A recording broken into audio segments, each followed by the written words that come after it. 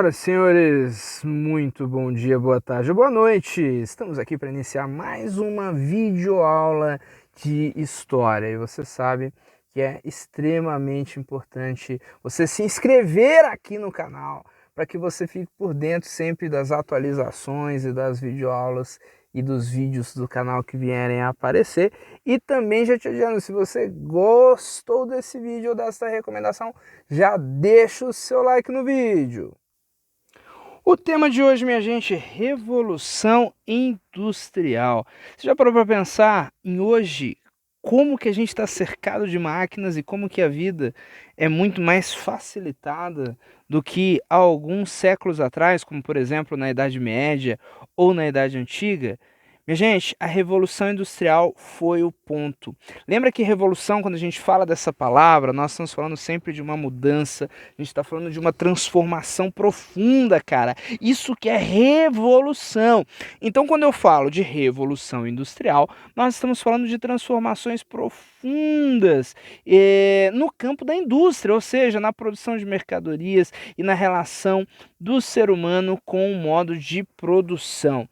Cara, isso é fundamental, porque é justamente esse desenvolvimento industrial que vai reger a questão social do nosso mundo hoje em dia. Muito interessante da gente observar e compreender essas mudanças. A grande chave aqui da Revolução Industrial, minha gente, é a maquinofatura. O que é maquinofatura? É um tipo de produção que vai começar a ser feito com as máquinas, tá? Não se esqueçam que antes a gente tinha uma produção manual, uma produção artesanal. Então, naturalmente, quando a gente fala desse processo, nós estamos falando de um processo que necessariamente envolve uma transformação na forma de se fazer as mercadorias. Então, antes nós tínhamos produtos feitos à mão, através das manufaturas, que foram agora substituídos pelos feitos à máquina. Por isso, a maquinofatura. E esse processo vai coincidir com o início da industrialização. Então, essa é uma das grandes transformações, gente. Tanto que esse nome Revolução Industrial está dizendo dessas mudanças que ocorreram no século XVIII na Inglaterra. É importante falar isso, que justamente a Inglaterra foi o país pioneiro. O que quer dizer isso? Pioneiro, gente, é sempre quem foi o primeiro, sempre quem começou, sempre quem iniciou. Então a Inglaterra foi o país que vai promover, de fato, essas primeiras mudanças e essas primeiras transformações. Lembra que justamente para chegarmos até aqui, nós passamos pelas revoluções inglesas, hein? Não se esqueçam, grandes revoluções inglesas que deram poder à monarquia.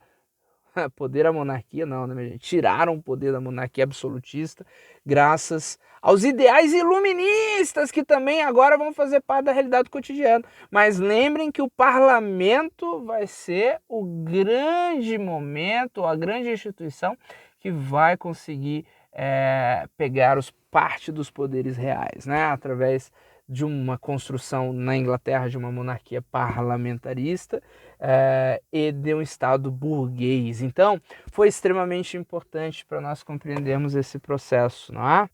Ou seja, quando eu falo de Revolução Inglesa, de Iluminismo, eu estou falando de todo um background daquilo que é a Revolução Industrial. Mas antes da gente começar, vamos falar de qual Revolução Industrial nós estamos falando, né, gente? Porque lembrem de uma coisa, a Revolução Industrial pode ser dividida em 4 fases, tá? 4 fases. Então ela é algo contínuo. Por quê? Você tá ligado que sempre tem mudança, que as máquinas estão sempre se transformando e que a gente consegue observar uma evolução, até mesmo no estilo de máquina, no estilo de mercadoria que está sendo produzida. Então se liga só, a primeira fase da Revolução Industrial, a primeira fase é essa que nós estamos vendo aqui, ou seja, uma fase que envolve o século XVIII, de 1750 a 1850, na Inglaterra com as maquinofaturas, ou seja, carvão e ferro são os principais pontos. Depois nós vamos ter a segunda revolução, fase da Revolução Industrial, que já será no século XIX e século XX. E aí já toda a Europa vai participar desse movimento de industrialização, mas agora se utilizando tanto do petróleo quanto do aço. Na virada do século, nós vamos ter a terceira fase, que todos os países considerados desenvolvidos vão conseguir ter acesso, porque é uma revolução técnico-científica. E a atual, hein? Nós já estamos aí, minha gente, na quarta fase da Revolução Industrial, que agora é a inteligência artificial, né? Então nós já sabemos que a robótica e a forma de se relacionar com as coisas dentro de um ponto de vista artificial, de uma inteligência artificial, já está cada vez mais próximo de nós, próximos da realidade, não é? Quando eu gravo esse vídeo, nós já estamos sendo inseridos no mundo pelo chat GPT, não é? Então, veja só, já é um avanço gigantesco naquilo que vem a ser o tratamento com a inteligência artificial. Para onde iremos? Onde chegaremos? Isso só o futuro dirá, minha gente. O fato é que o vídeo de hoje nós vamos tratar especialmente da primeira fase da Revolução Industrial, beleza? Muito bem. Bom, com isso a gente pode chegar então a alguns critérios dos quais nós podemos refletir, gente, que são as condições do desenvolvimento industrial. Nós estamos falando, e aí já tem uma locomotiva a vapor, a todo vapor nessa imagem, para a gente lembrar que, de fato, a Inglaterra passou por um processo de várias condições que favoreceram o início da industrialização. E nós vamos falar sobre elas, né? Antes de mais nada, não se esqueçam que a gente está falando de uma transferência de riqueza, de um novo relacionamento que vem a ser o surgimento da burguesia e do proletariado. Burguesia e proletariado, muito bem.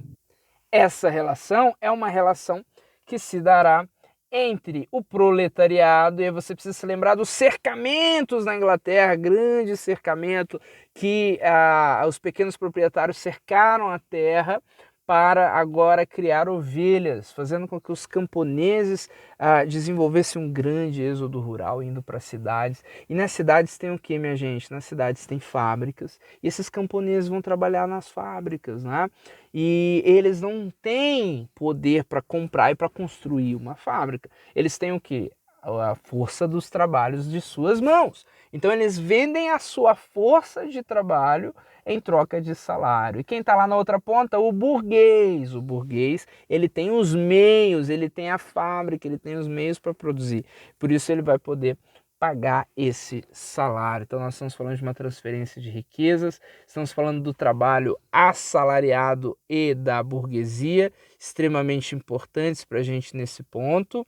E não se esqueçam, nós estamos falando agora do uso do carvão, do uso do ferro e desse lugar que se chama fábrica. Então o mundo vai começar a passar por essa revolução, por essa transformação que nós estamos acompanhando e vendo a partir de agora, né?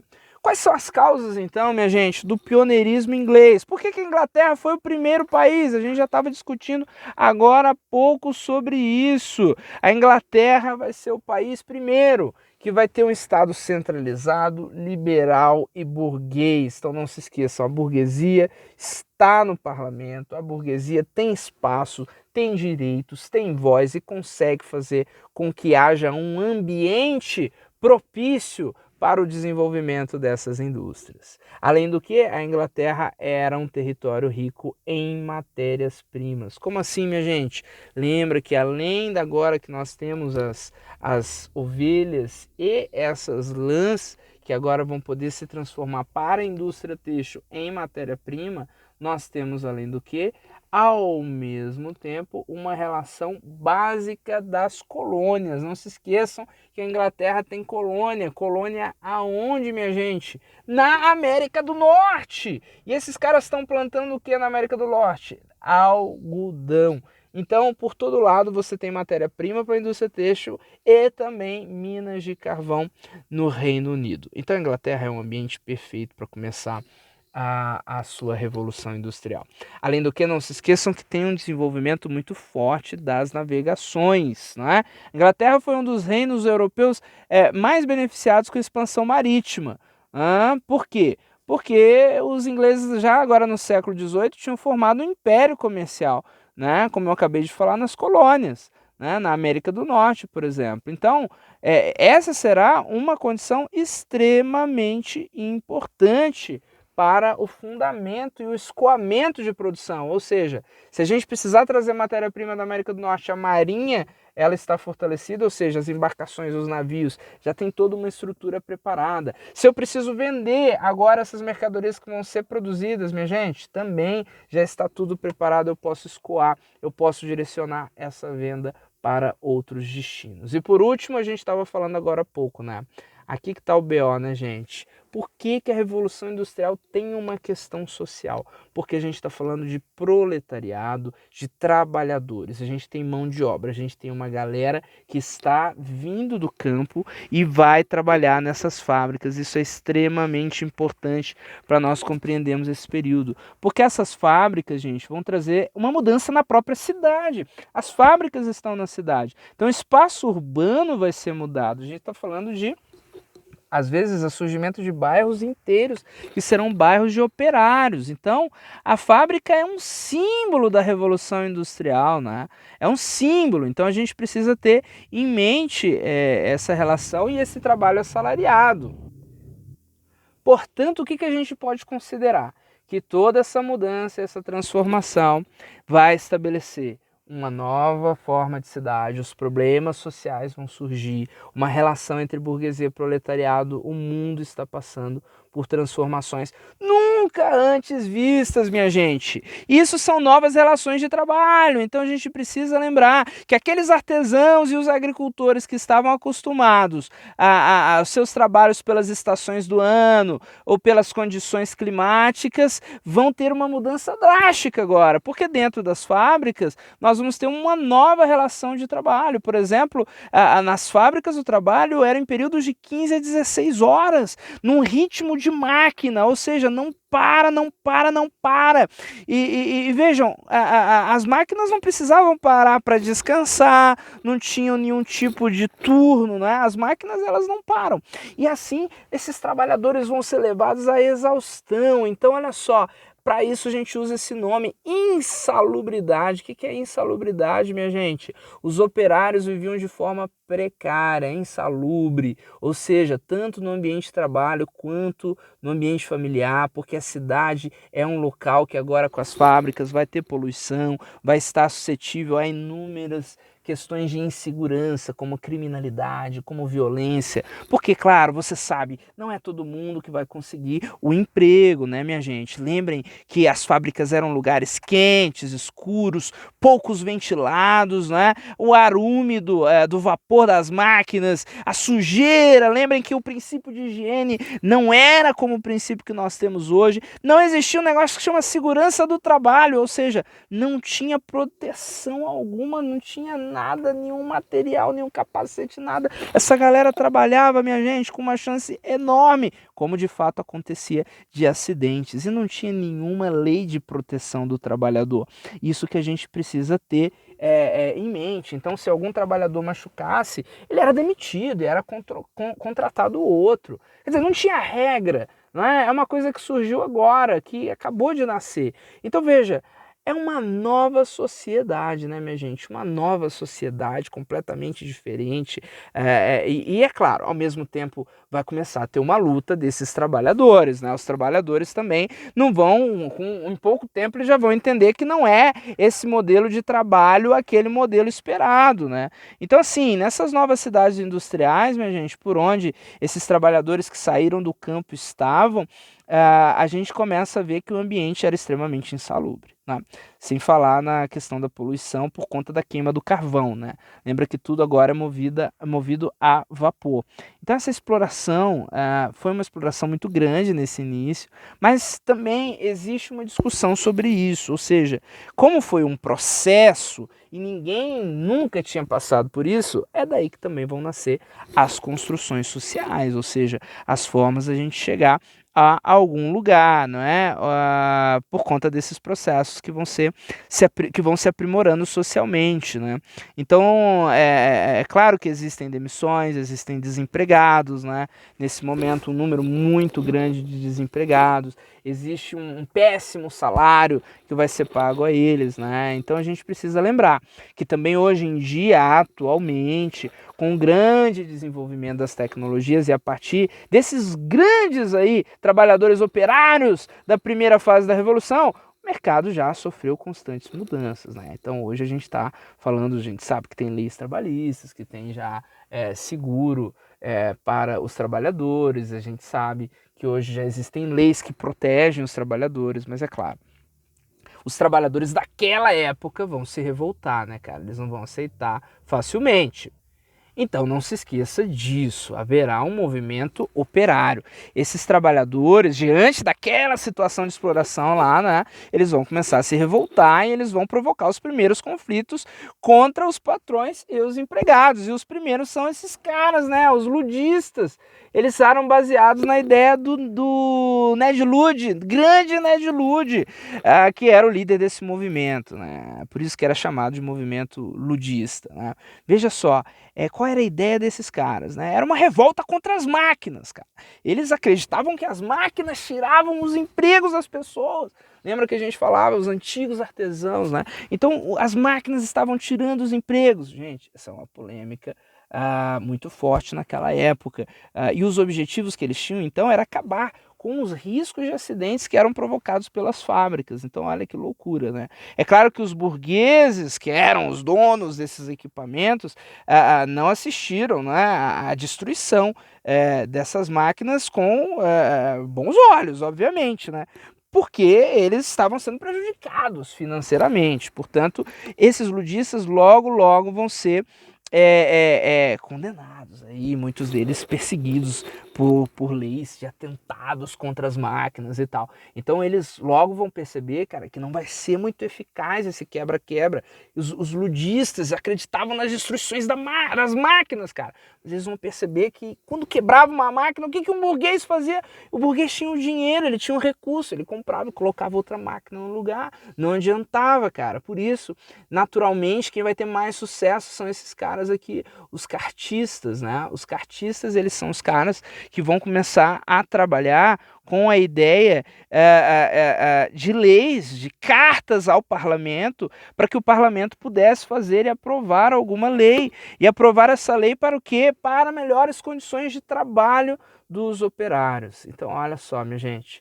Perceba que a Revolução Industrial está trazendo muitas mudanças, mas uma coisa está sendo aqui colocada em pauta para nós. É preciso lutar pelos direitos, né? Então, tendo essa ideia em mente, os cartistas trabalhavam para reivindicarem participação política, não é? Para que assim eles tivessem direitos, né? Então, é muito importante. Eles defendiam, por exemplo, o pagamento justo de um salário, né? Era uma das coisas importantes. Reivindicavam, por exemplo, o direito ao voto. Isso era extremamente importante. E o movimento cartista vai conseguir, cara, a aprovação de muitas leis, vai conseguir melhorar. Claro que vão demorar ainda bastante, muitos outros anos para que isso se consolide. Mas o que a gente vai ver aqui é uma sociedade completamente nova. Minha gente, Inglaterra, Revolução Industrial, e o mundo não vai voltar para trás. Agora ninguém vai querer saber de voltar, tá, minha gente? Ninguém vai querer saber de olhar para o passado e falar assim: vamos voltar para o passado, cara, vamos. Não. O mundo vai experimentar o acesso de mercadorias. Porque, veja, gente, tem um lado negativo da Revolução Industrial, que é todo esse BO que a gente está falando entre burguesia e proletariado. O trabalho das mulheres, o trabalho infantil, que era mais barato, né, cara? Eles pagavam menos para as mulheres e para as crianças, né? Porque esses caras não tinham tanta força, faziam trabalhos mais leves. Então o trabalho já era, o salário já era pouco para esses caras ainda, menor ainda. Então veja que loucura, né? Mas além do que a gente está falando aqui, que são esses BOs da sociedade, da mudança da sociedade, gente, também precisamos ver. Teve alguns avanços, muita coisa boa que veio também. Vamos pensar na agilidade do deslocamento de pessoas, né? Então, por exemplo, a invenção do carro, que posteriormente vai vir graças a isso. No início agora a invenção, vamos voltar lá, dela, poderosa, né? A grande locomotiva a vapor, que vai agora nos ajudar a locomoção mais ágil, mais rápido, e o aumento de mercadorias e pessoas que vai conseguir ser levado num curto espaço de tempo.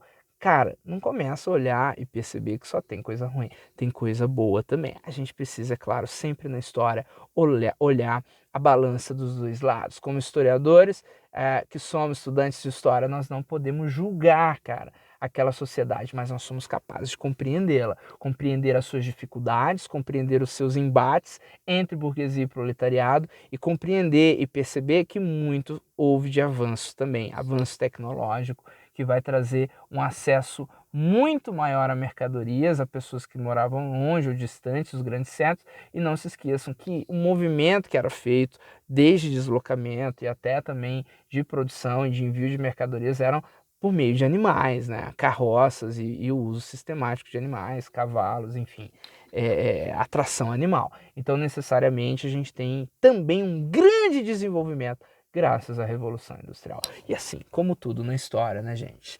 Tem um lado positivo, tem um lado negativo, e é claro, muita luta, muito embate no início, e é por isso que tem várias fases, né? Porque assim como essas fases vão avançando, a gente vai tendo também um desenvolvimento. E aí, você acha que é possível um mundo de hoje sem a Revolução Industrial? Imagina como seria um mundo sem fábricas, sem indústrias. Será que nós estaremos ainda plantando o nosso alface, nosso tomatinho ali na terra de alguém, né, cara? Ou seríamos nobres com terra? Difícil dizer. A verdade é que a Revolução Industrial alterou para sempre os rumos da humanidade. Se liga na linha do tempo que a Revolução Industrial é na idade, nós estamos dizendo, moderna, a primeira fase, e depois idade contemporânea.